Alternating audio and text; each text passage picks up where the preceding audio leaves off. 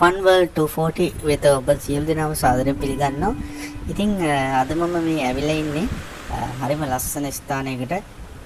මේක තමයි ගිනිපෙට්ටි පාලම කියන්නේ. ඉතින් මේක ගොඩක් ප්‍රසිද්ධයි. අම්පාර ප්‍රදේශයේ තමයි මේක පිටලා තියෙන්නේ. මේකේ විශේෂත්වය තමයි මේ පාලම ඇතුලෙන් වතුර යනවා.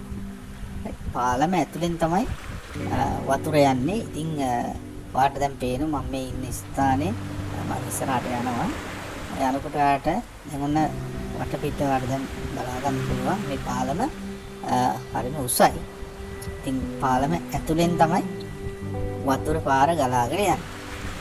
මේක හරියට නිකන් මේ පූල් එකක් වගේ තමයි හදලා තියෙන්නේ. කියන්නේ මේකේ ඇතුලේ ජල ධාරාවක් යනවා. ඉතින් ගොඩක් ජල ධාරාව වැඩි කාලට මේකෙන් පාලමෙන් ඉතිරිලා පහළට වතුර ගලාගෙන යනවා. මේක ඇතුලේ හොඳ ජල ධාරාවක් යනවා. දැන් මේ පල්ලෙහා තියෙන්නේ ගඟ.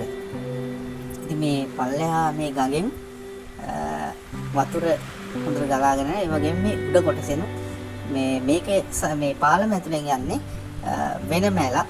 ඉතින් ඒ ඇල උඩින් ඇවිල්ලා පාලම ඇතුලෙන් තමයි ගලාගෙන යන්නේ. ඉතින් ඕක තමයි ගිනිපෙට්ටි පාලම කියලා කියන්නේ. හරිම ලස්සනයි. වීඩියෝ එක දිගටම බලන්න. ඒ වගේම අපේ channel එක subscribe කරලා නැත්නම් දැන්ම subscribe කරන්න. ඒ වගේම bell icon එක click කරන්න අමතක කරන්න එපා. එහෙනම් රැඳී ඉන්න වීඩියෝත් එක්ක.